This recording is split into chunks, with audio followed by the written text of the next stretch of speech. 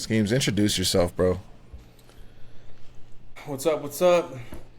I go by Klever Skemes, aka Colfax Blues. It's my production company, so if you see me shooting videos, it's Colfax Blues. If you hear me rapping or making beats, it's Klever Skemes. From Denver, born and raised. Fucking holding it down, homie. Fucking always holding it down for the downest fools, fool. Shit, well. Man, Got my Harry Potter cup, you feel me? Representing. Fuck yeah. Wingardium Leviosa in this bitch. You know what I'm saying? Make me, fool. Don't even make me fucking Expelliarmus your fucking face, fool. That's like the one super nerdy thing though. That like, if somebody has like one nerdy thing they're into, that's my shit. Nah, like I nerd out on some shit. I nerd out on some Star Wars. Oh, that's my jam too. I just got in watching the, what is it, the three that like are universally hated, the Clone Wars and shit. I could see you, Carolina. Say what up. Say what up, fool. Can we say what up? Yeah. You cooking or what? What are you cooking? She's making beans, some chili. Oh shit. Send some to Foco, yeah. bro. Foco. Send some to Foco. Yeah, it's good, dude. She cooks it up. But yeah, I just watched Star Wars, the Phantom of the Menace. Oh, Phantom Menace, Clone Wars, and Revenge of the Sith. Yeah. Them shits are good. I mean, they're nostalgic to us because we saw them as kids, so it's a little different than seeing them probably when you were an adult back then. Because my dad like hates them exclusively. He likes everything. He actually liked the newer ones too, but he likes the newer ones more than that trilogy. Yeah, which is that's surprising. I mean. Yeah. I fucking loved the Phantom Menace when I was growing up, and that shit's dope. I like that. You know, it probably doesn't hold up as well these days, but Phantom Menace has the best lightsaber battle in Star Wars. Well, and I saw it's some meme. That's the one against Darth Maul. Yeah, and I saw like I don't know if it's a meme, but it was just basically comparing like the fight scenes they have in today's Star Wars versus the Phantom Menace, and it's night and day, bro. Yeah, bro. I mean, no competition. Now it's like slow and sluggish. Yeah, it's like not choreographed. Like I think it took them like what 6 months, something like that, 3 to 6 months to like learn the choreography for that Phantom Menace for the fight scenes and shit. I mean, bro, it shows. Yeah, it shows. Insane. It's fucking. They're way better. They're way better back then. Yeah, it's incredible. Fool, I want to like talk to you about some shit, fool. You're a what we call in the industry a multi-hyphenate. I like that. Sounds cool. What are all of what makes Joshua Lopez, aka Klever Skemes? What makes you, bro? What all do you do? I do too much, dude. I'm like one of those artists that it's hard for me to like to pinpoint like a thing that I'm into, an idea I'm into, or a medium that I'm into. Like I started making music. I was super into that, and then I kind of just shifted to photography because I've always been an artist. I was drawing and painting and doing all this shit before like I really did anything as far as music. So I think that helped me kind of shift back into doing like photography and making images. But dude, I wish I could lock down like something and like really delve into it. And I think this is like editing and coloring, I think is actually what I've really started to learn. That's probably my favorite thing to do, even before shooting stuff. But bro, I mean, fuck, I try to create, you know, as much as I can. So videos, music, I do art here and there as far as like, you know, Procreate. My lady's really good at it, Carolina, and she's been teaching me how to do some of that shit. I want to get into Blender. Like I want to be that guy that kind of has a basic knowledge of every possible facet of like, you know, the mediums that I'm, you know, trying to break into. But yeah, bro. I mean, you're a fucking. I mean, you're a producer and a beat maker. Yeah. You're an engineer. Those were the first things you did. Yep. And that music is all fucking incredible. We'll get into that in a second. You're a fucking phenomenal fucking photographer.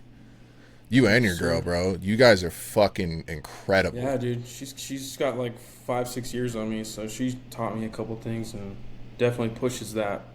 Like, bro, every time you guys post some shit, I am impressed. I think I love to hear that, man, but that's definitely the goal every time, so it's good to hear. I appreciate that. Dude, I'm telling you, there's something about it. You know, it's like when you look at art, when you look at photography, when you look at things like that, and it gives you this like emotion, it gives you this feeling, it portrays this mood, this tone. Fucking every time you drop something, bro. That's how I feel.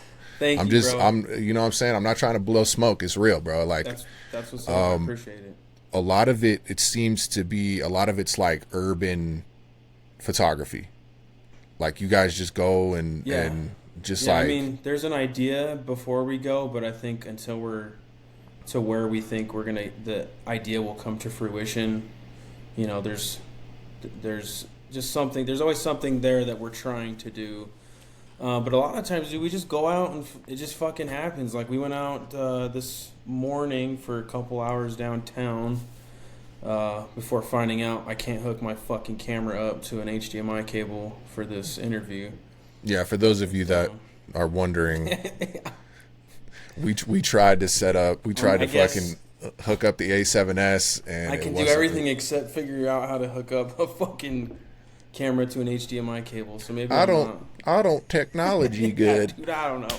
Fuck, dude, I can take a picture, but I can't hook it up. But anyway, we went whatever. Shot. Fuck it. Yeah, fuck it. We went and shot this morning though. So, I mean, I know I like environments that are controlled as much as I possibly can. But from all the people that I've really been delving into, and just the photography community in Colorado, they all really push for the good ones really push it for you to just get out and just start fucking shoot anything. And I swear, man, the stuff that's kind of like beat makers, the beats they don't think people are going to pick, people love those beats, or the songs that they're going to release, they're like, these are my least favorite, they end up being the best songs. So that's kind of how my pictures have been going, which is pretty dope.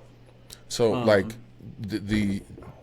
you said that you kind of start with like a plan before you go out. Yeah, like even if it's an outfit she's got, or you know, something that we've just watched, like a movie we've watched, we try to, because I really like stuff that's set in cities, like metropolitan looking stuff, because I really like architecture and like the brutalist architecture stuff that you see a lot more now. And yeah, I just like shapes and stuff like that.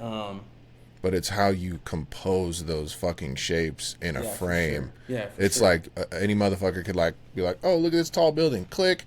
But it's like the way that you compose it in the frame.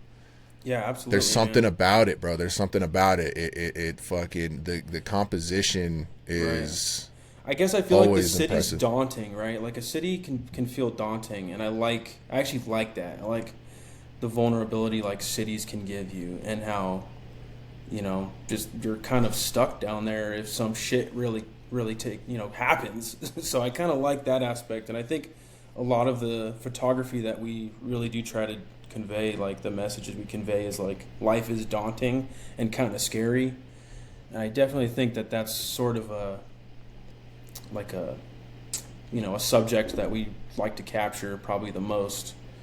I feel that, dude. Yeah. I do. I feel that. And do you jump between digital and film? Yeah, I do. We do analog and digital, probably 50-50. I mean, Carolina, she shoots, and for those of you that don't know, Carolina's my girlfriend. She's one of the most amazing artists that I've ever met, and she's really pushed like my photography forward. And like she'll shoot primarily analog. She shoots a lot of medium formats, and she's gotten a new camera. I think she got a Pentax 645N or something, and I'll shoot 35 millimeter mostly. Like I like medium format, but I love 35 because that is, you know, that's the cinema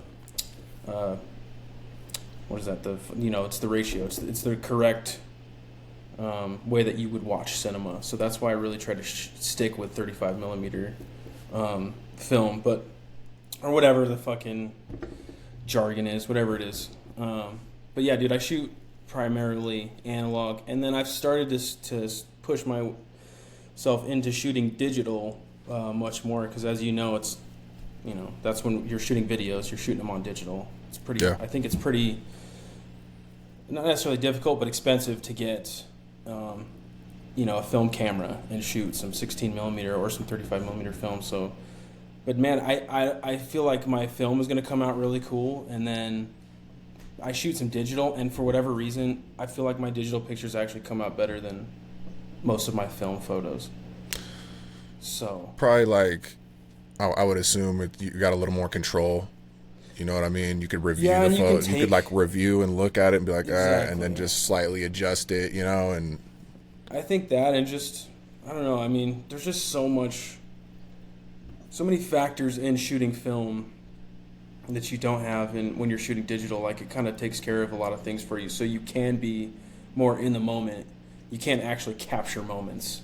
But I mean, dude, I've shot some really cool stuff on film too, and I mean, Carolina, my girlfriend, she shoots some stuff that's all on film, and she really captures moments too. So I don't know. I guess you can do both, but I definitely find that digital to me is just, it speaks to me a little bit more. It's easier to get the look I want, and yeah, I mean, it's well, how can people get like Skemes? How can people get better at being photographers, You bro? need another fucking pandemic where you're stuck inside for a year and you just throw fucking YouTube on every day for like 6 to 10 hours, and you just fucking YouTube and take out some fucking credit cards and apply for some credit cards and get a camera and just start shooting, bro. Honestly. So you went to YouTube University to figure out how to kind of compose these shots and be a photographer and shit? I would say, yeah. Mostly everything I've learned is from YouTube, because there's no one around me that I actually know. I have zero resources when it comes to people who actually are in the industry, and I mean, that are cool, or that that even live out here, because I know most of it is, I would say, primarily done in New York and LA. Like, that's kind of where you want to be. Well, the two big markets, right? Yeah. But I mean, but I've got nothing here, so I know, looking up YouTube, going to YouTube University is the next best thing. So of course that's what I did. But I also think it's just a matter of what you like, right? You're gonna make what you like. So of course I like the cliche Quentin Tarantino's and Spielberg and Martin Scorsese movies. Like, they're all my favorite. I just watched Casino, dude. Same. Casino is just a fucking masterpiece. It's a fucking masterpiece for sure. It's just shit like that, and then obviously trying to emulate those things within reason. I don't have, fucking $1 million to just drop on one scene. So, yeah, dude, we just try to emulate it as best we can, and just research, man. Getting like Skemes is honestly research. You have to have the patience. I remember, when I started shooting, just like from a director DP standpoint, there were certain things that I learned that I was like, yo, that gem right there is a game changer. You know what I'm saying? Yeah, absolutely. When you were learning, when you went to YouTube University, sure, what was one of those things that was like, oh, this shit's gonna bring my shit to the next level? I would say frame rate, honestly. Frame rate. Yeah, dude, like, I didn't know. I know lighting is like probably the most important thing. But I did not know in the beginning that frame rate was even a thing. So I'm shooting all my videos, and I'm renting, these lenses from Inglewood Camera, our local camera store, and I'm like trying to shoot these videos, and I'm like, what the fuck am I doing wrong? Like, I feel like I have somewhat good lighting. It just looks like a soap opera. It looks like we're fucking doing a broadcast on, ESPN, and you're just shooting doing research. 30? Yeah, I'm you're shooting 60. 30 the whole time? Oh, you're shooting 60. Bro. And I just didn't know. I had a Canon 80D, and I just didn't know. So I'm like, what the fuck is happening? And lo and behold, there's just a quick little switch. You can do, and just I switched it to 24, and just that opened up everything. Because All I knew of a sudden, lenses. Yeah, I know like the main things were like you need good lenses, you need good lighting, right? you need a decent sensor, and it's like cool, but nobody ever really said you need to shoot in this specific frame rate. That cinema is shown in this specific frame rate, and then the quote film look. Yes, the film which look. is 24 frames per second, mm-hmm. and then 180 shutter, which is 1/48 for the motion blur. 23.976 or whatever. Right. And then 1/50. So. And then all of a sudden you look at it and you're like, oh, this looks different. Yeah. This looks cinematic now. Yeah. It's a trip because it's true. It's like once you start learning just these little tiny things, it's like some of these directors say, like, you don't need to go to school. You don't need to know technical aspects. You don't need to know what the fuck this is called and what this is called. You just have to get these few little things right. And then I think from there it just opens the door. And I do think to an extent you kind of have it or you don't. And I think that applies to most artistic mediums. But again, who's to say, what's great and what's not, and because a lot of shit, it changes hands all the time. So that one thing though, the frame rate was the thing. Yeah. Same. I had a similar situation. I mean, if you look back, there was my first probably 3 videos or 4 videos I shot in 30, and I was like, something's not right. Like you could just fucking tell, bro. Were those tone videos? Bro, I was just gonna say there were. Like the first shout out Tony T. Shout out fucking Tone, the man. The first 2 tone videos I shot, there were some shots that were 30 and some that were 23.976. Mm-hmm. But if you take a clip and you drop it into Premiere and it's 30, then your whole timeline is now 30 frames per second. Yeah. So then you'd export it at 30 frames per second. And you're like, what the fuck is going on with this? Like, why the fuck does it look like this? Yeah. So, yeah, dude, I made that same mistake, but I YouTube, the film look, the cinematic look, and I was able to change that up pretty quickly. Mm-hmm. You say some people got it, right? Some people don't, right? Yeah, but things can be learned, but I think creatively, some people just... They know they have the vision. The vision is just it's ready, Yeah, man, and I think creativity can be developed. I think creativity, but where does creativity come from, bro? Where does that come from? Your life, your experience. Your experiences. It can come from trauma. It can come from happy moments. Yeah, just what you've lived, basically, what you like. You emulate everything you like. It's kind of how it goes, and then you find your niche, and then boom, hopefully that it works. If it doesn't work, then you just keep going, you keep trying. And I do think there is a point though where you need to realize, okay, this is not working. Why isn't it working? I need to take a step back. Why does my shit suck? Why am I getting comments that this shit sucks? But it just comes from what you've done, what you've lived. It's definitely a mix. My dad's a guitar player, right? My mom is musically inclined as well. She's a great artist. Nice. So my whole life I've been an artist, right? My parents nurtured that my entire life. Mm-hmm. So naturally, when I picked up the guitar, I just kind of knew how to kind of get it cracking. Right. When I picked up the drums, I kind of knew how to get it popping. Right. When I picked up the camera, it was the same thing. Like something,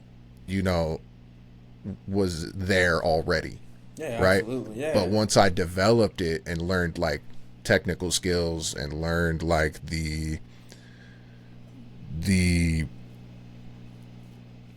tricks and the tips and the tools and all that kind of shit, then it brought that shit to the next level. Right. I mean, creativity, man. I like asking people that question. Because some people think that creativity comes from the universe, from God. You have it in your DNA. You have it, you know what I'm saying? There's certain levels. So fucking if you taught me how to sing, Skemes,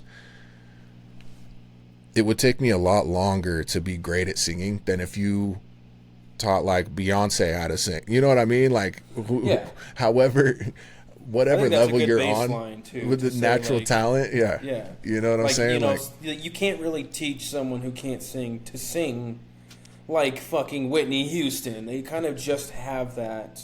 Some people just have shitty voices. Yes, and that's okay because you don't need to sing, right? You can be a fucking backup dancer, or you can be the producer. Yeah, you know, write that shit. Yeah. You can be the writer. You can produce it. There's a bunch of avenues for you to take in that, and I think that's where a lot of people get lost in the sauce, and things get lost in translation. You know, because I get it. There's something you love, and you want to do that so wholeheartedly and be so amazing at that. But to a certain extent, I mean, you have to be okay with, you know, stopping what you're doing, taking a step back, regrouping, and just figuring out, you know, what lane you should be in. And I think that's completely fine. I think that's okay, and I think that's people need to realize that shit. Because again, like, I love rap, I love hip hop. I love, you know, like Rock Marciano and Willie the Kid and fucking Ill Bill and Vinny Paz, and they spit some like crazy shit. But I know I'm not that. I could never get to that point because I think too, they've lived through things I haven't lived through, so I can't really relate to certain things. So I know I'll never really be able to write like them. I just won't, and I'm okay with that. So I'm like, well, what can I do? Well, like you, I had, you know, musically inclined parents. And I just knew I was able to create the sound that they would want to rap over. And I also learned, you know, once the West Side Gun and Griselda shit started popping, that was kind of like, this is it. This is the new sound. This is like something new that I can actually delve into. And I picked up on it super quick, and it just made sense. Every beat I made after that, for the most part, had something there. You know, it had that creative spark that you're referring to, and I think I knew that. So I was like, boom, I'm just gonna fucking head first into that shit. And I did that, you know, for like 10, 12 years. I mean, I still produce music here and there, but yeah, dude, it's just a matter of finding that. You gotta find your creativity, right?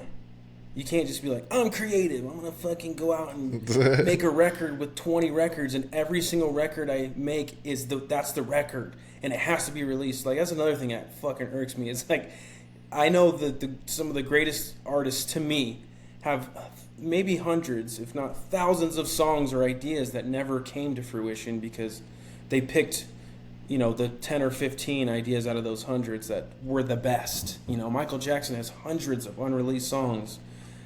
Because they just didn't hit a certain way, and they knew that, and I think that's kind of a cheat code, or I guess a secret, right? It's kind of like something you got to learn, but it's a little bit of secret sauce that you like. Well, have you ever put out a song and then you were like, yo, people like this joint the most? I mean, I have, but like, I get it, you know. You know what I'm saying? Like, we've done that a couple times. We've been like, this song's pretty good, but it's not my favorite, and they're like, yo, that's my favorite fucking song. I mean, and that is in every medium. I think that happens to everybody, you know. Yeah, bro. It could be a shot in a scene that you're like, I hate this shot, and someone could be like, that's my favorite shit. You consider, you know, really smart, and you look up to in that regard, and you're like, really, like, damn. But then it makes you look at it differently, right? You're like, oh shit, okay, I can see why that's good. Like, if you're on a higher production level, you're gonna make stuff that is universally liked amongst, you know, your peers, and this 50% might not like it, but this 50% will. But we do know that there is stuff that less than 5% of your peers are gonna like or dislike, and that's the shit that you don't release, you know, you don't put out, and recognizing that is the hard part. Well, yeah, it's fucking intuition. It's very fucking intuitive. Yeah, right. And ego. I think ego driven. Well, yeah, I mean, you know, your ego can get in the way, or ego can get in the way, or it could help you. Mm-hmm. You know what I'm saying? But like, absolutely. You know, it's tough because you're always kind of listening for that voice, and that intuition voice is typically always right? Like, your intuition's like, you know, there's something about this that isn't right about this, right? And when you don't listen to it, you're always regretting that shit. You're always like, fuck, dude. You know, I knew that this wasn't working, but I still tried to force it, right? Right, absolutely. Yeah, and I think, that just comes down to ego, and I think it's like a learning experience. I mean, hopefully, I think, though, to some degree, you kind of, like, you get stuck in your ways, and I think if you've gotten to an age where, you really don't like criticism, whether it's constructive or just somebody hating on you, because I think hate. And I say that, like hate, because a lot of times that is the truth. And there is a lot of truth in a lot of hate people get. But I also think people are projecting. But I do think that's sure. where the connection is whether they're projecting or not, they were able to make a connection. And I'm like, that's what people should focus on when they're wondering why the fuck shit's not popping off, or what's happening, Popping off. You were just talking about that popping off shit. Yeah. Right? Why don't artists pop off? I mean, there's tons of reasons, man. But I think ego is probably one of the biggest ones. I think, again, I've made tons of music, dude, and I know when it sucks. I know when it's just not there, it's not gonna hit. People won't fuck with it. And I think that also comes with, like, me being around people who will give me the truth. And I trust their truth. I trust what they're telling me. You can't just be making music, I think, by yourself. I really don't think. A lot of people want to be like, I don't need a team. I don't need this or that or the third. But a lot of times the team is, like, what really gives you, the like the space to understand, of what you're doing, what is the mission, what is the message. I mean, you don't always have to have a message, but, like, there has to be a cohesiveness to what you're doing. And but yeah, I mean, people don't want to admit that something they made potentially just isn't up to par. It's just not gonna hit, and I mean, I think that's something that you can't learn. I think that is where it separates people who do pop off and who don't.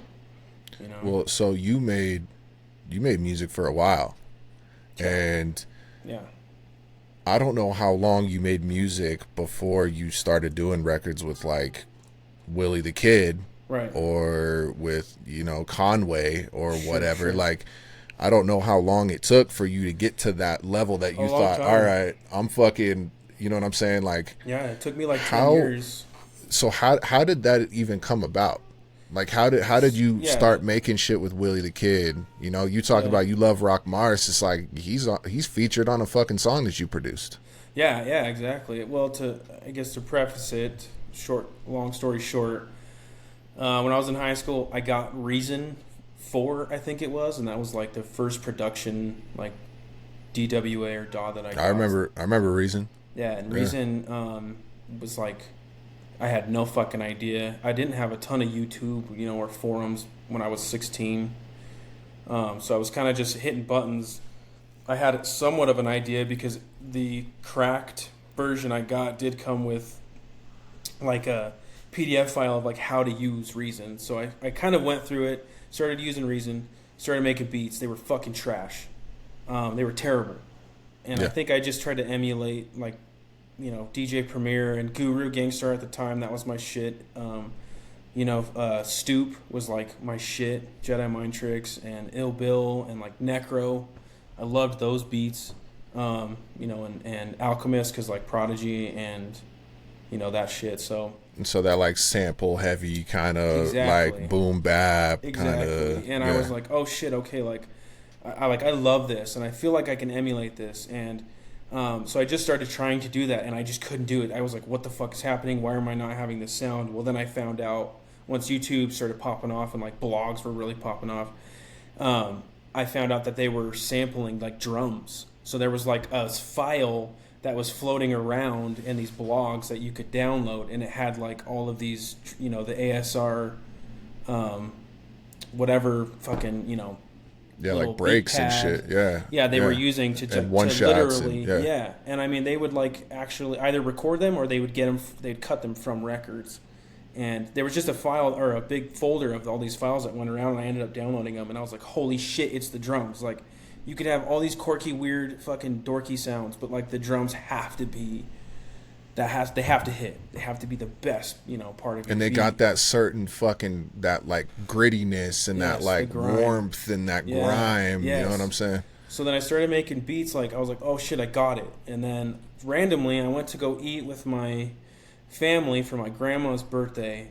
And I didn't hang out with my cousin at the time, Manic, who I produced 2 albums for by now. But we didn't really hang out, and I think I was like 16 or 17, and we went to dinner, and I was like, I'm gonna ride with you, over to the restaurant. So I get in the car, and he's playing like Gore-Tex and Necro and Ill Bill, and we like have this connection. We're like, oh shit, you listen to this? I make beats. He was like, fuck, dude, I rap, and I was like, dope. So we just started making music that way. And again, a lot of it wasn't great. It wasn't stuff that we were like planning on putting out. I think we were actually like really into just practicing and getting some sort of sound. And I got to a point where we were like, I think we're ready to reach out to these rappers that we love and see what the fuck what would happen. And I remember my homie Steve, who's one of Manic's like really good childhood friends. He knows a lot of people in the city and just in the industry and music industry. And he reached out to Willie. And Willie, the kid, was like, I mean, I'm all for working with new artists and shit, but send me what you got. I want to hear what you got. So I sent him like maybe 2 or 3 beat pack, nothing crazy, because I just didn't know at the time. I didn't know how many beats were in those beat packs. I don't know, maybe like 10. So I probably sent him like 20 to 30 beats, and he picked one. He was like, "Oh, this one's fire," and I was like, "Oh shit, he picked one." You're like, cool. Fuck. Yeah, I sent him 30, and I'm like, damn, 30. he picked one. But he was like, yeah, I'm down to work with you guys. It'll cost this much. And he was super cool. Like, it was very much like business oriented, but also like he wanted to build a relationship. So I started sending him beats. I think I sent him 500 fucking beats. He picked 10, and we were like, okay, this is the project. And then he had the idea, well, let's split it into 2. And at the time, we didn't know what the name of it was going to be called.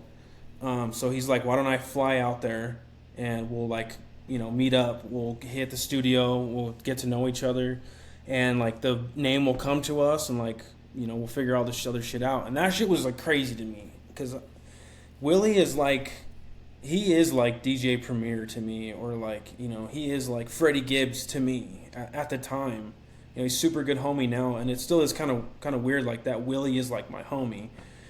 Like we talk on the regular, and he came out here, we worked, it was fucking dope. We ended up coming up with Gold Rush, because I was randomly talking to him while we were eating at a diner one morning about the place we were going to go shoot at, and it was a super nice Airbnb, like big ass mountain home.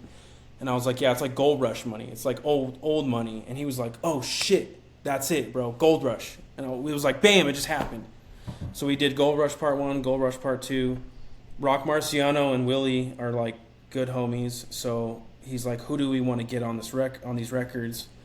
So we hit up Rock. Rock was down. He liked the beats, and boom, yeah, dude. It's just the rest kind of just fucking snowballed from there. I hit up Ill Bill because we had credentials. I hit up Conway. We hit up Benny. I hit up Westside, but I think Westside was a little bit too out of our reach, even at that time. And this is like maybe 5 to 7 years ago, so they weren't at the pinnacle yet. They were just about to pop. I think Fly God like just came out, right? And it just worked, dude. Everybody was like, yes, I like your beats, I like how you guys work. We don't fuck around. We send money when we're supposed to. We set up meetings when we're supposed to. We're at the studio when we're supposed to, and shit just worked out. I think just honestly, so bro, we got lucky. You kept it. Well, you didn't get lucky. I think to a certain extent, as far as timing, we got lucky on the timing. I think. Well, so timing is fucking like, yeah, okay. Luck is, what is it? Preparation. Yeah, exactly. Yeah. Like so it happened prepared. because it was supposed to happen. It was the junction of preparation and right some luck, right? But yeah. Like, I want to talk about the sonic element of that, like how those 2 EPs, right? They're EPs. Yeah, they're EPs. How those 2 EPs sound. like you said, like the cohesive aspect of it. You send him fucking 30 beats, he picks one, right?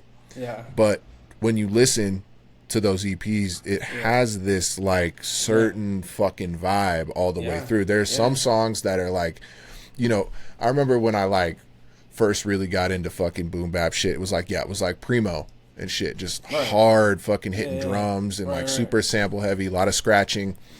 And then I'm like, there's this new style kind of emerging with like the whole, you know, with West Side Gun and with Benny and fucking Stove God and like that whole wave where there's like beats that like have little to no drums. Yeah, drumless.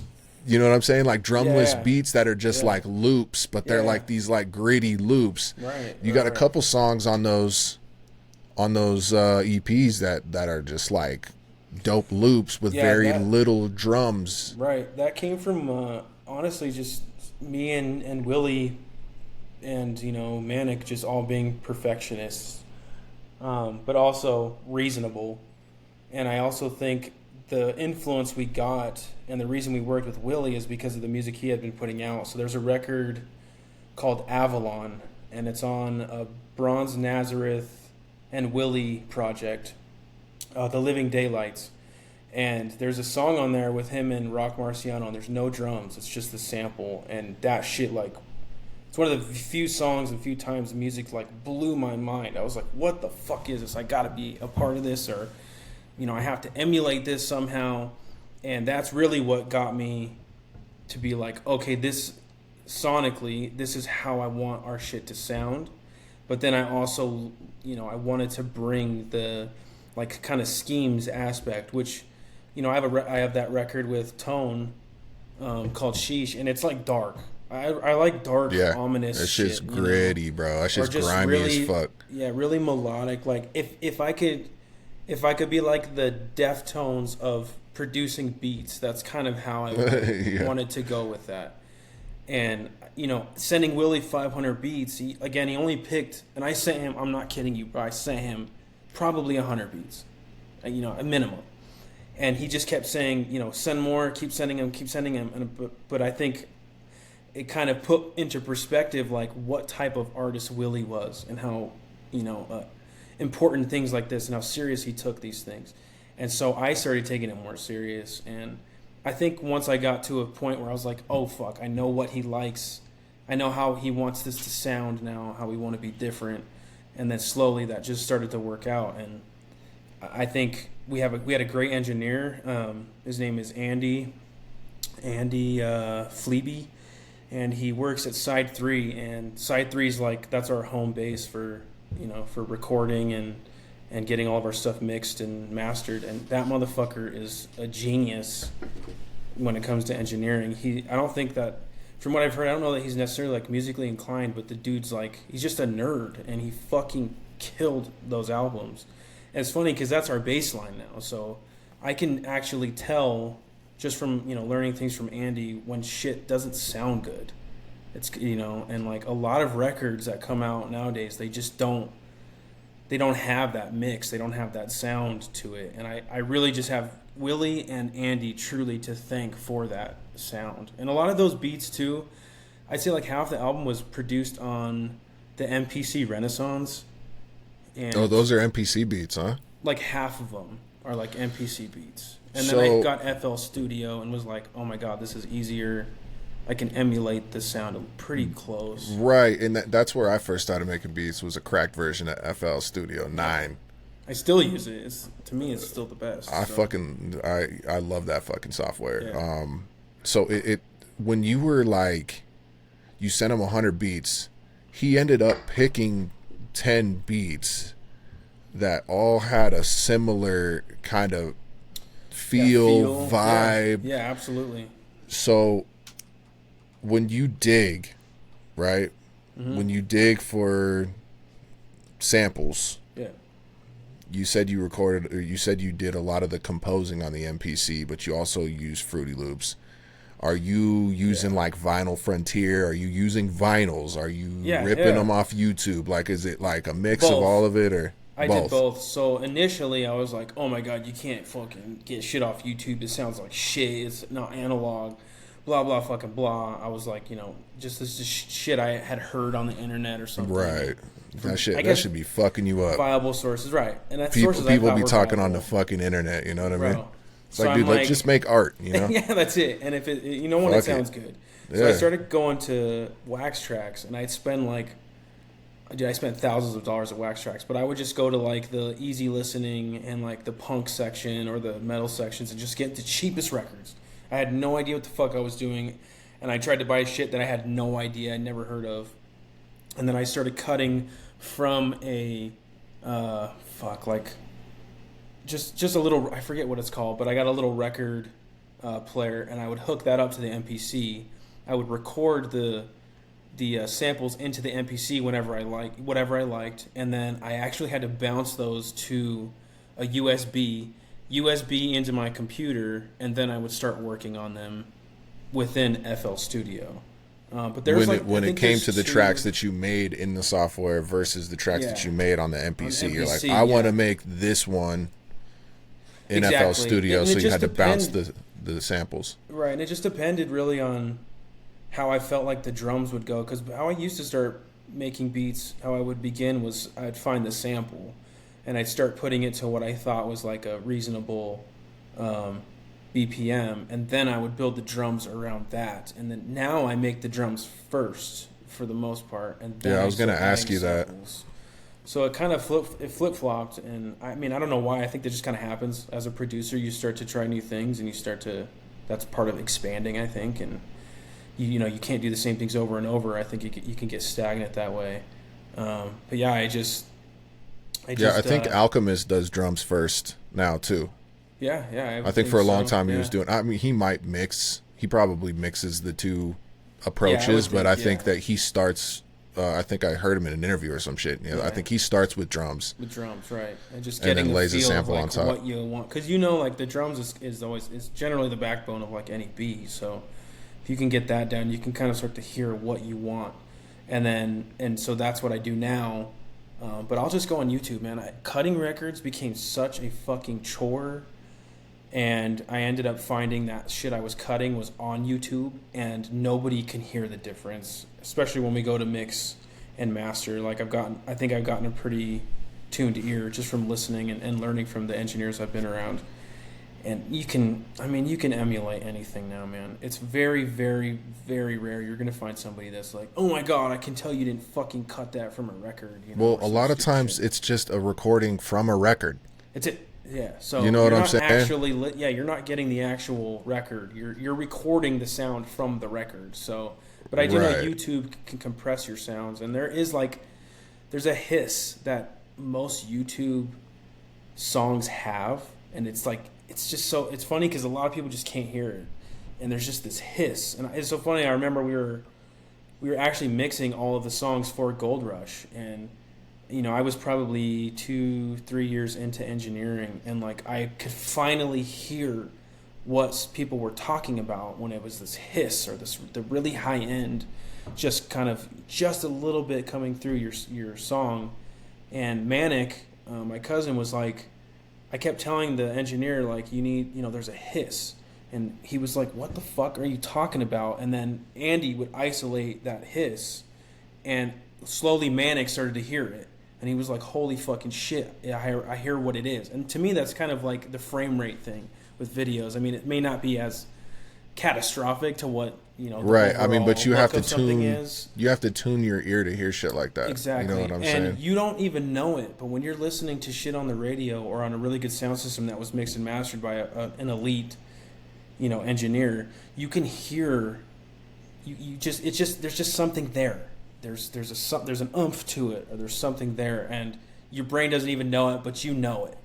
It's just there's a reason it makes sense to your brain, and he just didn't hear it until we started doing Gold Rush, and slowly he's like, holy fuck! Now I hear all these mixes, I hear all these songs coming out that the underground rap scene that we're in, they just have this.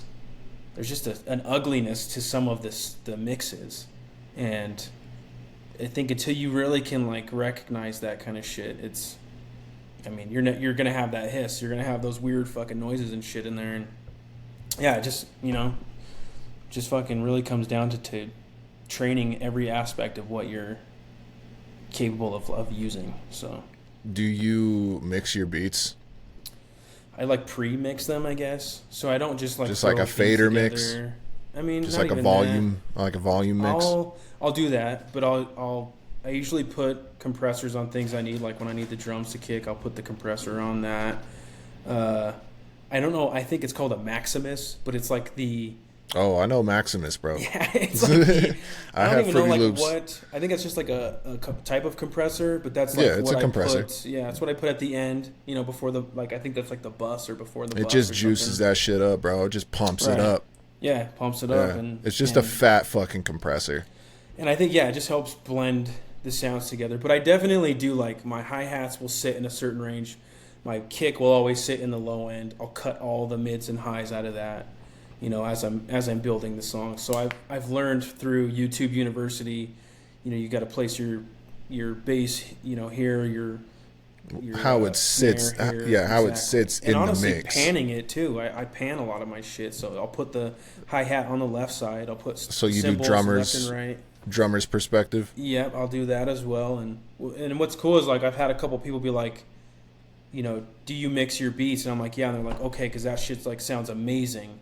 Like it didn't go to my guy Andy. We didn't have it like professionally mixed by someone who went to school for it and has like certification and shit. But I mean, again, dude, YouTube.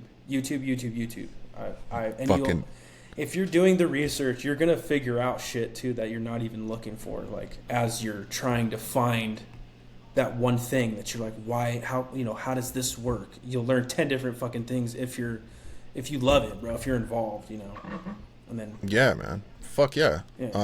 How did the Conway record come about? You just hit him up? Yeah, that's a funny story too. So I think, like I said, I think Fly God just came out. Conway was like just the shit to me. I was like, damn, his story's crazy, slant face killer. Like that shit was just so fucking hard and grimy to me. I was like, I gotta get a record with Conway. And they weren't massive yet. This was still on a very like isolated underground, like 2018, like 2017 kind of vibe. I would say later than that. I would say even later than that. I would say like 20.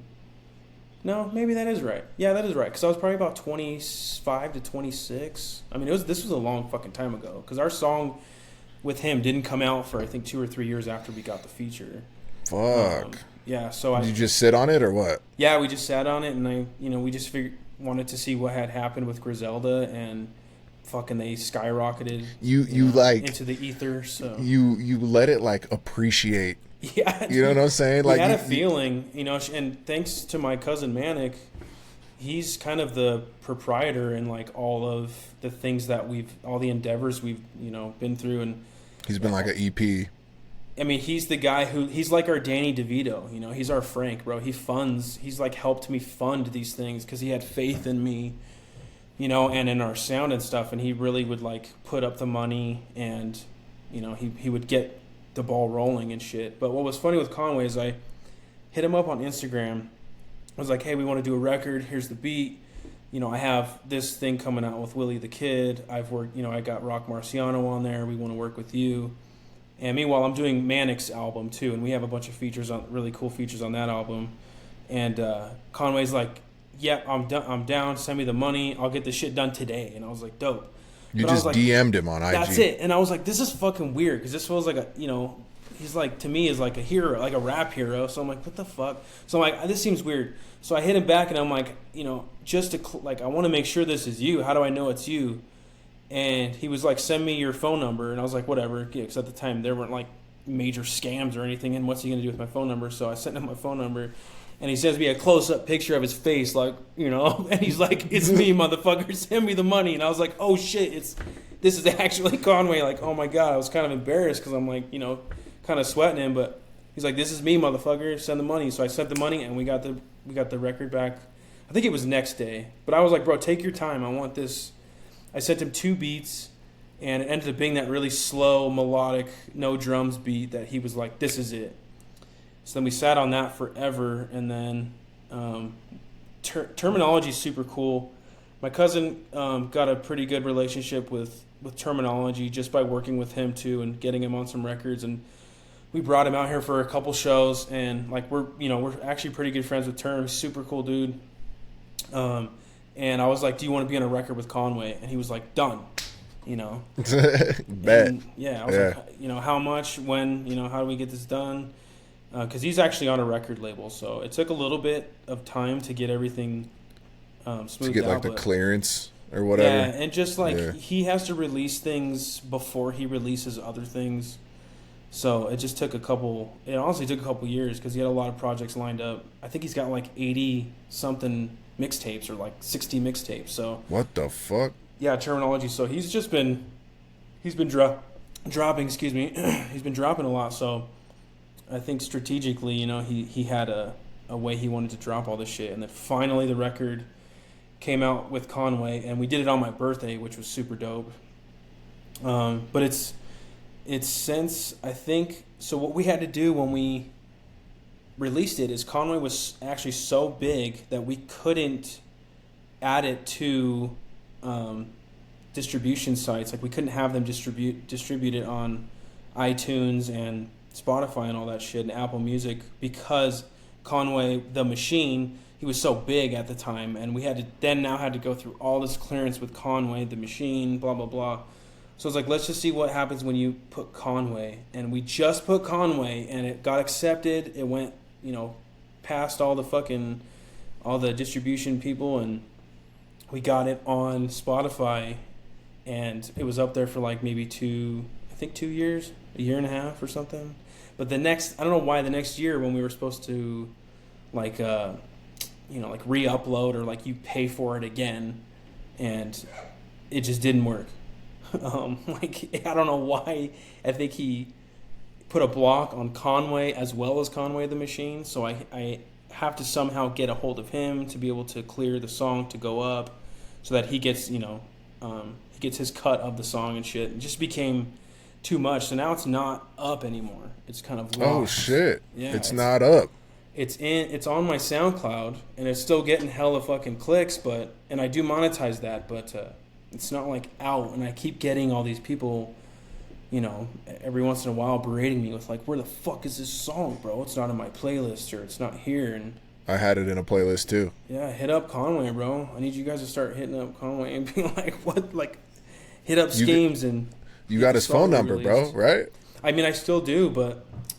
I mean, he's been out here a couple times in Denver, and I know at a certain point, like, you got to show and prove, and I think, Conway doesn't really know who the fuck I am, so I can't be mad that he's like, I don't know who the fuck this is. Like, this is years ago.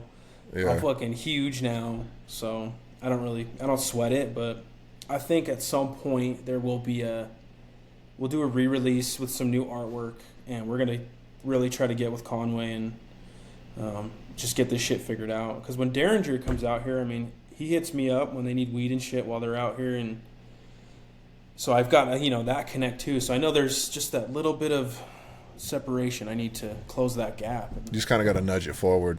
Yeah, I think so. I don't want to be annoying, but I think I got to be annoying to an extent. Like, you might have to, bro. You know what I'm saying? It was like probably the greatest record I ever put out. So that song goes, bro. You'll have to clip that in this.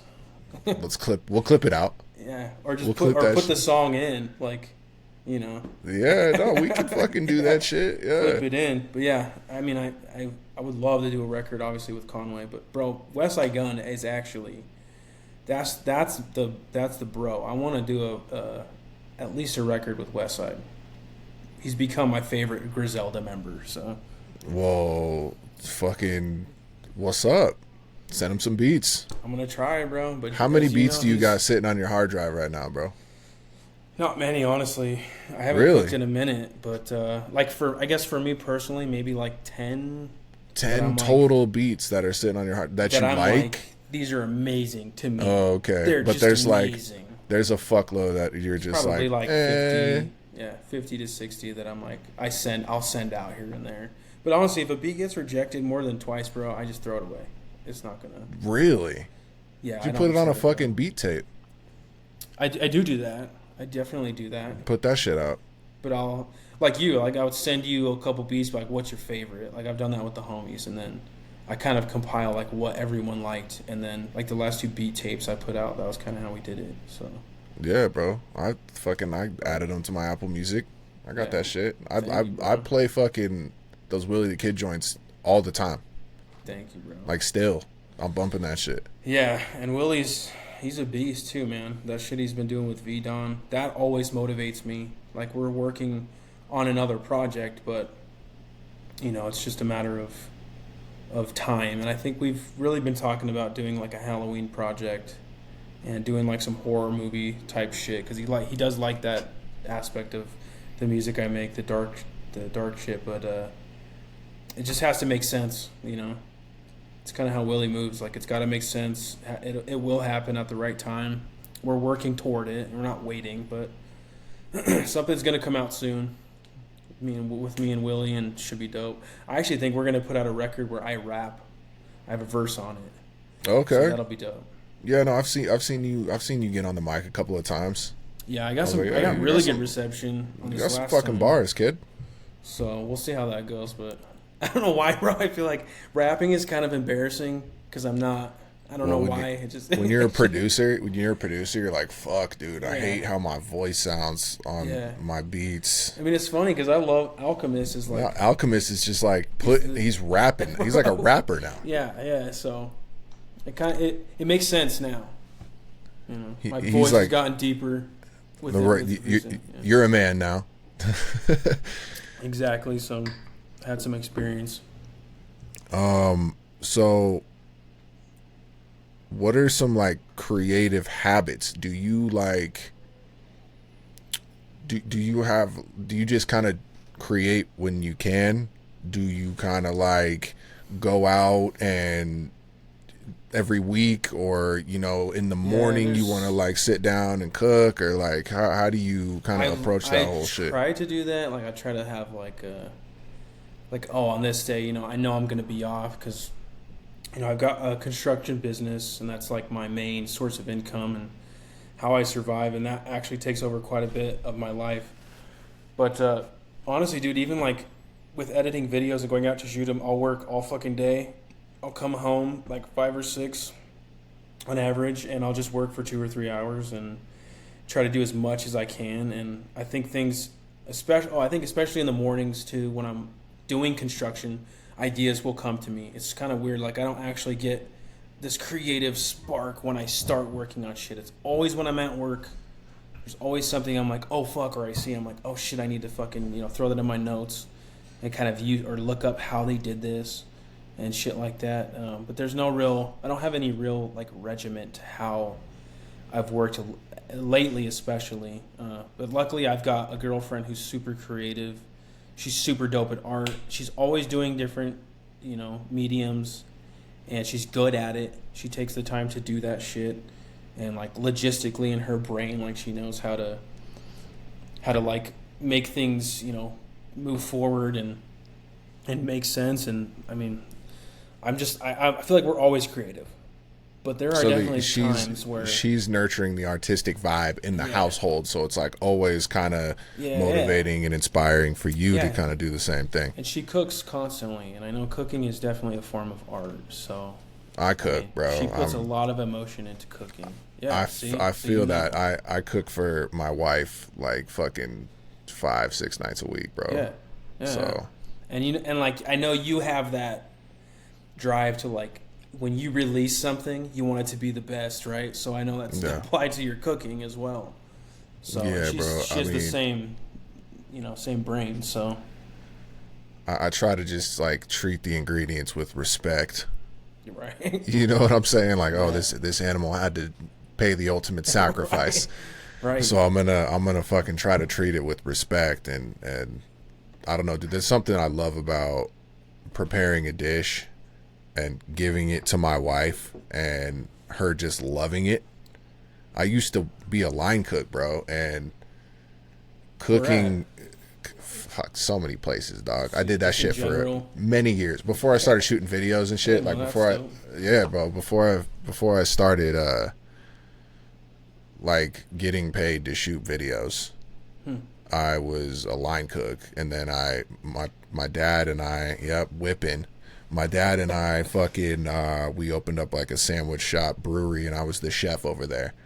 Okay. And so I worked there for a minute, but now I just like doing it for my family. You know what I mean? Now I just like cooking for my immediate family and my wife, and the feeling that I get when I create something my wife, when I create something really dope and she loves it, I love that feeling, bro. Right. Yeah. I love the fuck out of that. Do you go through like emotional stages while you're cooking? Like, do you ever have a point where you're like, oh my god, this is fucking trash, and then it ends up coming out super fire? That has happened for sure. Or you think it's gonna be fire and it comes out trash. That happens as well. Like, you know what I'm saying? Like, I actually joke about that. I'm like, with Carolina, I'm like, if you don't struggle while you're making it, I just have a feeling it's not going to be that fire. And for whatever reason, that's kind of how it works out. So when she loves it, she's like, it's going to be amazing. There's like a good chance that it's like there's something not there because she's just too confident, I think. And then she struggles with it, and she's just like eating shit, and she's like, what is happening with my dough? Or why does the sauce fucking taste like this? That shit comes out just perfect, bro. I don't know what it is. Well, it's like it kind of relates to like when you're making art and shit, like the art that just happens spontaneously versus the art that's like extremely planned. Yes. Like same with beats, dude. I personally, I love both. You know, the happy accidents and like the shit that happens spontaneously. You know, you and I have done some shit together. Yeah, and absolutely. We'll be on set and we'll be like, oh, you know what? Fucking let's push it. Let's push in this way. You know what I'm saying? Or let's set the light like this. And you're just like, there's no amount of preparation that will make that happen. It just fucking happens. I love when that happens, but I also love when like a plan comes together. You know what I'm saying? Yeah, I think it's so. I follow this guy who talks about that, and I think the universe will like give you these opportunities, but you got to show up. And I think those aren't opportunities that you end up getting these happy accidents out of. And like, you know, with beats, sometimes beats, your best beats take 30 minutes. It's just whatever you're doing is just it's two tracks. Fucking 2 tracks, a sample and a loop. Exactly. And I think that's just really a matter of just like showing up. So like when we were shooting of course I'm drawing a blank. What was the video we just shot with Mark? You talking about Mark Fury, or are you talking about Green Berets? Green Berets, yeah. Even the Mark Fury video. I mean, there's tons of we had an idea, you know, like you said, you can over prepare for something and still you're not going to get we didn't get those cool ass shots and the cool lighting until we're actually there and we're working with the talent and seeing what everybody's actually capable of. So I love that fucking video. That Green Berets videos. That's classic, dude. So fucking good. That was really like the first time too I was like, holy shit, we're doing like very high production, you know. Yeah, bro. And the video, I was like, oh shit. You were a straight up DP cinematographer on that. Dude, we busted our asses, dude. We stayed like 2 hours later. Yeah, dude. Everybody else just doing B-roll and shit. Just getting the little sauce, getting the fucking getting the seasoning to kind of just sprinkle in. You know what I mean? Because you could have all the different performances and shit, but like when you sprinkle that sauce in between, you know, even like, and it's like fucking, you know, 5 frames, even the shit that you shot on film went and got developed, scanned it in, put it on the fucking video. Like, people don't know about that shit. People don't know that that's like the work, man. We put some fucking effort into taking photos on a film camera and getting those photos developed, right, and then putting them in the video. And that's just because that was my resource. I wanted some aspect of actual film, and of course I didn't have a fucking 35 millimeter like cinema camera to shoot fucking film on, and so we knew we had to do, 60 pictures, as many as we could, because I think I ended up only using like 5 to 10 frames, maybe. Yeah. Because those came out, the best. But yeah, that's what it took, Dude, it's fucking great, man. It was fun, love that dude. fucking To video. me, this is just fun, and that's what I think the difference too is like who's doing it to get some sort of clout and shit versus people that are in love with what they do. And like, bro, I love editing. I love the process. I really do. And I think that's why even when we're doing things on such a basic level or run and gun shit, it's just like I won't put it out until I'm really like, this matches that aesthetic. What our standard is, It's got that Skemes stamp. Yeah, absolutely. And we make a fucking team, bro. I'm telling you. Dude, we make a hell of a fucking team. You know how much fucking footage we get when we do these too? Like generally I have to direct, man, so it's a lot of fucking time in between that I don't get to get shots, and that is like probably the number one rule I think I follow is get as much footage as you possibly can. Even before lighting a scene for fucking 3 hours, or whatever we're going to do, and lighting an area or talking to the talent and trying to get them to do what we want them to do. I just shoot. And then worry about that shit later. Remember O was like, so like, are we done? Yeah, like 3 hours in, like, bro, we got this for 12 hours, dude. Yeah. We are not even fucking close. Lee was like, this is your job, homie. Like, and then fucking Moose was like, this is show business, bro. Yeah, I get used to that shit, bro. Yeah, oh, it's funny, man. Shout out O. So, what do you consider? Hold on, before you do this next question, I'm gonna grab a joint. Grab that shit. Grabbing it. You sleeping, Bean? Where are the joints? Look at a sweater. I saw all 4 of them joints laying on top of something. Yeah. Smoking a cowboy today, homie. Smoking reefer, fool? Yeah, this is my shit lately. See if I could show you. These like Cosmo Jupiter joints. Oh shit, is that shit gonna blast you off the Jupiter or what, homie? Literally, bro. They're like a cowboy on the fucking surface of Jupiter. They're like infused joints. And they are fucking Oh, they got strong. the wax. They got the fucking. They're like rolled if in caviar, keef. yeah, like if a caviar is, it's kind of like that. But honestly, these I found are burn the best, and you only got to hit it like 2 or 3 times, and you're fucking out of your mind. You're you fucking KO'd. Watch me start saying some dumbass shit now. Yeah, well, you're gonna open up your mind. I can't smoke and do an interview. I know that.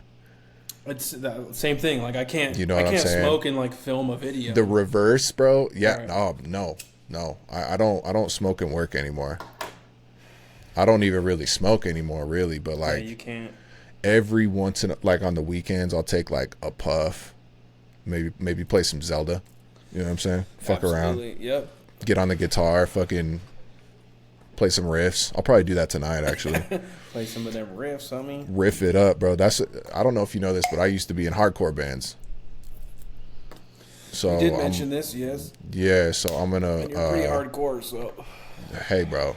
Like, look at me, homie. Makes sense. Look at me, homie. Makes sense, homie. Yeah, well, I hear. Okay, yeah. My next question. What do you consider success, bro? What is success to you? Oh shit. I guess being able to do what you love and getting paid for that. I mean, that's probably the most basic way you could explain it. But yeah, I think doing something that makes you happy and getting paid for it. Definitely. That's simple. It's easy, man. Success is, and I mean, having people around you that love you, having love in your life, that's success. To share that happiness with. Absolutely, man. Is fucking, it's so important because you could step on everybody's head and fuck people over to get to that success. But then you got nobody to share it with. You got nobody to have that success with. Yeah, and then you start doing dumbass shit. So I don't want to fill be that void. Right. I don't want to do dumbass shit. I mean, I want to do dumbass shit, but I want to do it with my homies. I want to do it with my homies. Yeah, you know what I'm saying? I'm trying to do dumbass shit with the homies. What sparks creativity in you? You know what I'm saying? Like what gets that shit popping? Smoking weed. Little weed? Yeah, a little weed. Honestly, nostalgic things, like things that make me feel like there's magic in the world. Because I think at a certain point you lose that magic. We all know that. Things can get a little jaded. Things can get a little jaded. Things that give you a certain feeling, before just don't anymore. I try to capture that, I guess. Right. So that definitely gives me like the creative spark to do shit. But honestly, man, just experiencing and experimenting, I think, are the two things. Again, it's a matter of showing up. So if there's an opportunity that presents itself, I will, and I like it, I will delve into that. I'll get that shit going, and I think that a lot of the time breeds creativity and the drive to like create. And I just need that. I'm one of those people that like needs it on a pretty constant basis, and I need change a lot too. So I think that's why I change my mediums a lot, even if it's within maybe a style within a medium. I try to change a lot, or I feel like it just happens. Things become stagnant and like monotonous to me if I'm not like trying to push a boundary. But then I feel like it's a lot of the time my downfall, and I end up making a bad decision and maybe taking 2 steps back. That 2 steps back, 1 step forward bullshit. But that's like that's such an important piece, bro. Mm-hmm. Like trying some shit and failing, like fucking how much more do you learn when you do that? You know so what I'm much saying? more, man. And you know how to take it. You know how to understand. It teaches you, hopefully, how to understand like that things like that do happen, and there are things you do to change, to facilitate the change that those things need. Yeah, showing up. I think that'd be like the theme of this whole fucking interview, bro. Is dude. You gotta show up. You gotta fucking participate. You gotta give yourself too, you gotta give yourself an at bat to knock out a home run. You know what I'm saying? Yeah, dude. And you gotta keep trying shit. I think a lot of people fall into the cycle of there's this one thing they love so much, so they just keep trying this thing. And I think you have to be able to try just new shit. Fuck yeah. Especially if you feel like you're super creative, you gotta takes courage. Yeah, fuck yeah, dude. Takes courage because you kind of get into a comfort zone whenever you're staying in one lane. Right. You know what I'm saying? Right. And like shooting with you, man, those are definitely times that I was like out of my element. I felt like, but that's where I learned that we can actually do this. Like, we can really do this. And I see something in you, bro. I don't even know how. Probably through tone or. I can't remember how it was Tone. I remember asking Tone, who the fuck shot these other videos? Like, you don't need me, bro. Who shot these? And he was like, this is my homie Joey. And then I think you like commented on that and was like, what up? And I was like, oh, okay, cool. What's up? Yeah, okay. And bro, and then your brother is like an insanely creative person, super dope. Like, everything he puts out is super dope too. So I was like, okay, these guys are on a higher frequency, and bro, frequencies gravitate toward other frequencies. So yeah. I think it just kind of it definitely happened organically. But dude, I mean, to a certain extent, it doesn't happen for a reason, but it happens because of a reason. Showing up. It happens because we show up. It happens because you got to step outside. We put some shit out. You know what I'm saying? But I think.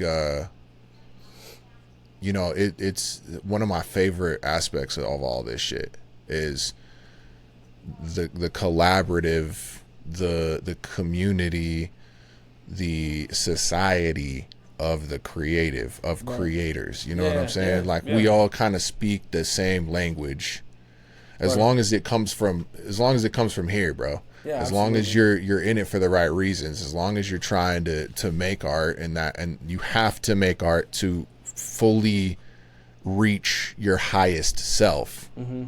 Yeah. There are a lot of phonies. There are a lot of fucking goddamn sociopaths and narcissists and shit. Like, yeah, egos. But like at the end of the day, one of my favorite pieces of this whole puzzle is collaborating with other people that are dope. And with you, bro, like I was like, dude, it's just like something, you got something, bro. And when I see like Moose, for example, has fucking 100 music videos, bro. Yeah. But in my opinion, his best videos are the ones you shot. I mean, that just comes down to time, and that's preference. Obviously, that's preference. It's very subjective. And I can't. Obviously, we're not trying to shit on anybody, or there's nothing. No, because he's got dope videos. But my favorite videos out of all of them are the ones that you shot. Yeah, dude. And the funny thing is, like, those are some projects I did, for nothing. They were just off of faith, and I wanted the opportunity. So again, I showed up, and I treated those like to as far an extent as I could, because a lot of I think the first video I shot for him too was on the Canon 80D, and it was not a Sony. It didn't have the dynamic range, and it wasn't a low light camera and all this other shit. And I had honestly no fucking idea what I was doing, except that I had the frame rate correct. The frame rate was correct. And you had this right here, bro. You had the eye. And I had an idea. You had the eye. And I also did enough research to find out that there's vintage lenses you can buy for like fucking $100, $100 to $200 that will give you the closest possible thing to that actual cinematic look, the look of having an actual cinema lens. Right. And I went and bought a Helios 44, and I happened to get one of the Helios lenses that was like it was original to the time. It's not one of the new rehoused ones or anything. It was the original, and I know that too because of when I had it checked out, and too, like the ring sticks. It does all the shit that the lens is supposed to suffer through time. And I ended up getting the one from the correct factory, so it just worked out. I ended up getting this really good lens that would get me the closest look to that. So I got that 58 Helios, and I just went out and started shooting. I was like, oh shit, this is we're getting there. We're getting close. We're getting there, yeah. And then I just learned how to I shot with that lens enough to learn how to manual focus, and while we're shooting by hand on the fucking gimbal and fucking up the gimbal, and just had to do that. But I treated them like they were my babies, and I think that's the difference too. People want to get shit out so quickly, and I get it. I totally understand it. I know people have short attention spans, but I think that's because we also, we allow that to happen. I also think we're the reason that happens. Yeah, no, I also think the bar gets raised over time. I feel it's like I remember when I put out my first video and it was not good. Neither was mine. It's still on YouTube though. But people were like, yeah, it's still up. Yeah. The two before that, I was like, these will not see the light of day. Right. These are absolute garbage. I knew that. The third one that I shot with Josh, I was like, okay, we got something here, right? It's all right. It's good enough that we'll put it out. Mm-hmm. And I remember people were like, yo, this looks professional. And I'm like, it just has a blurry background. Yeah, the lens is wide open. You know what I'm saying? I'm shooting 1.8 on every shot. I don't understand what the fuck a shutter rate. I don't understand what the fuck a shutter does. I don't know what any of this does, but they're like, yo, this looks pro. And it was because we had bokeh, we had shallow depth of field. That was when we take photos and shit too, and we didn't know what we were doing. We're just shooting, you know what I'm saying? And some of the photos came out fucking dope. We're just guessing. We're just like, oh, you know what? That looks dope. Let's post that. And people were like, yo, this is fire. Right. But you know what I'm saying?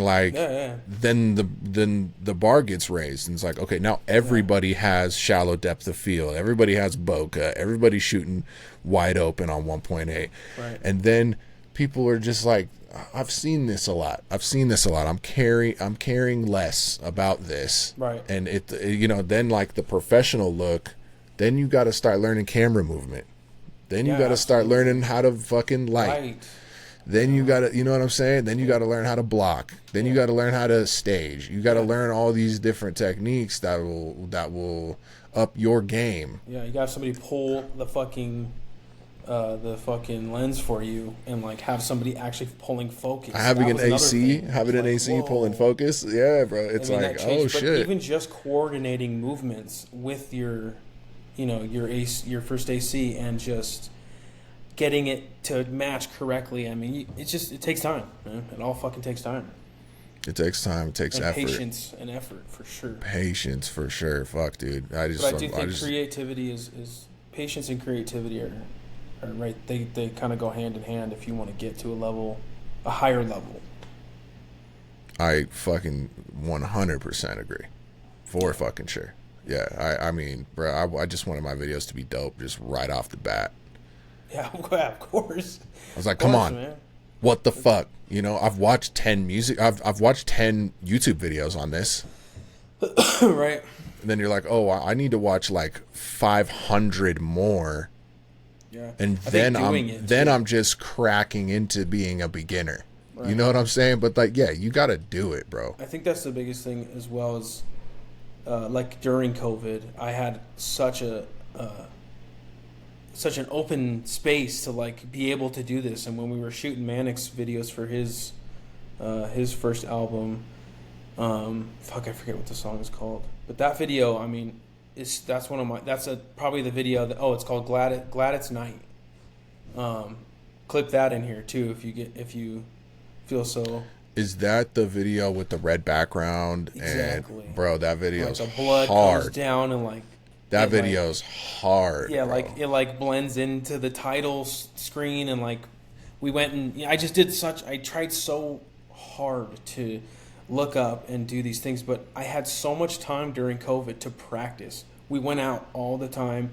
I was in my basement. I just got like two, shitty ass cheap Godox lights or something, but they were RGB, and I just shot and I shot and I shot and I shot and I shot and I shot and I shot a bunch of shitty ass footage until I started to be like, oh fuck, this is what they did. This is how they did this. I watched how they fucking, like you said, how they blocked the scene, or how they would like which directions they would put the light and by what degree, and that like when you have like a cinema lens or something like it, you don't have like a declicked aperture, and like when you get to it, you can stay far away and be wide open, and as you get closer, you can actually change that, and it helps you. It just gives it these crazy looks, and it's just a matter of doing, man. You have to that's the showing up part too. It's just you have to consistently do something.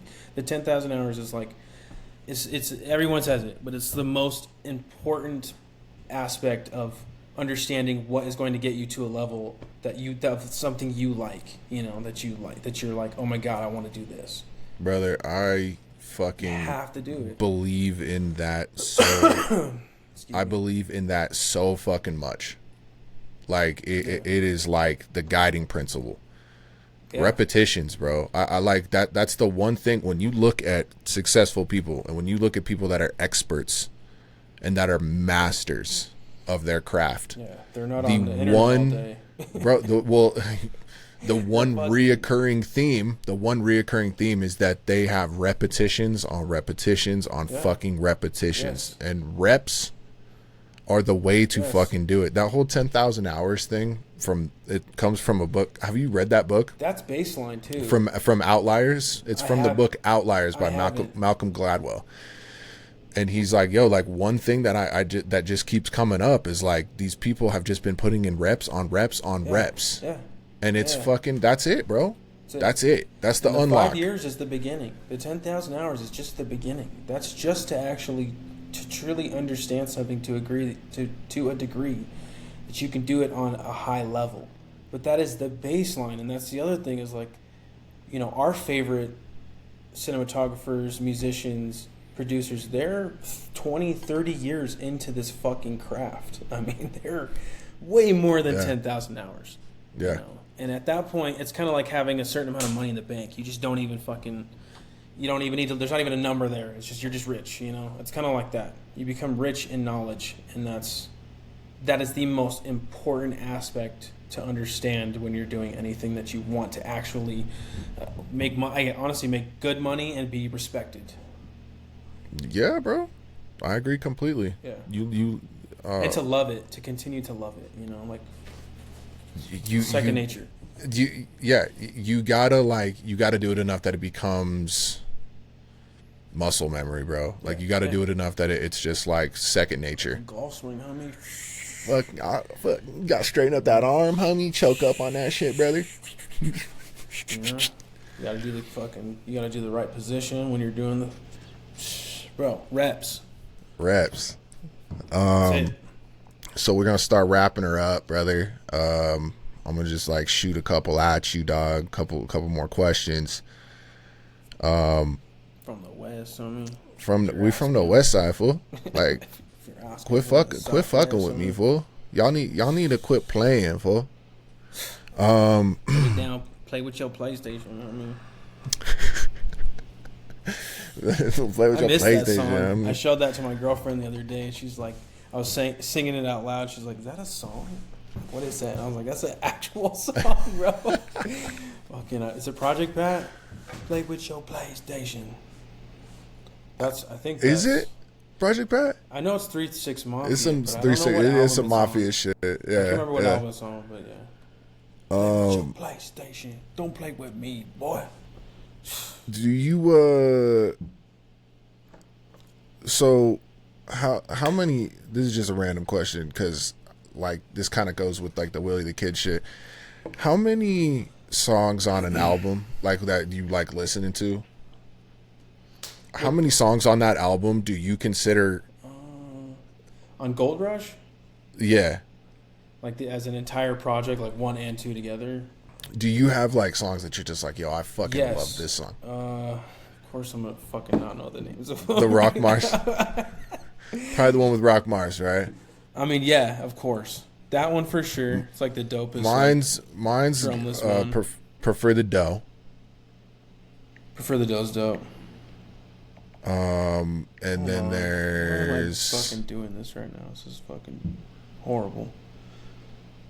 All right, so the first album, my shit is Undefeated. That's my jam. Yeah, that's the one. And like when Will comes out, bro, and like we go out and we fucking hit the town, that's like the song we're bumping, like just having a fucking good ass time, bro.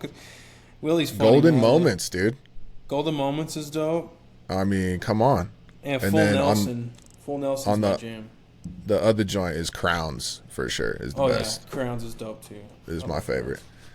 So like, what about an album that you just like? You know what I'm saying? That like, how many songs need to be good on that album that you consider it like a classic album? Like Madlib and Freddie Gibbs. Like I was like, yo, every song on this fucking album is incredible. But like, how many songs need to be good for you to consider it like a good album? Yeah, because classic is thrown around. Classic is like, you know, Illmatic level.